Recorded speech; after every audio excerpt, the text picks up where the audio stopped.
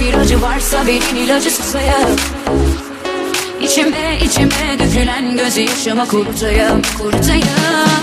Çok canım acısa da geriliyor, yeni yola hazırım. Geliyor gelmekte, olan sanırım, sona yakınım. Ay ay, hadi ayıralım yolları, bay bay. Nasıl unuturuz bu günleri, say say. Şimdi tamam ama sonrasında hep ay. Yine bay ay, hadi ayıralım yolları, bay bay. Nasıl unuturuz bu günleri, say say. Şimdi tamam ama sonrasında hep ay. Hep ay ay.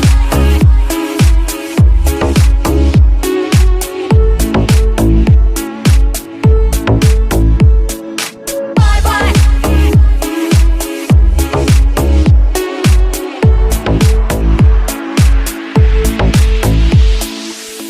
İkimizde bir aşkla tutmuştuk.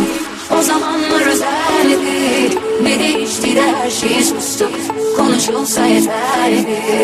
Bu hikayeyi en başa sarsak, sonunda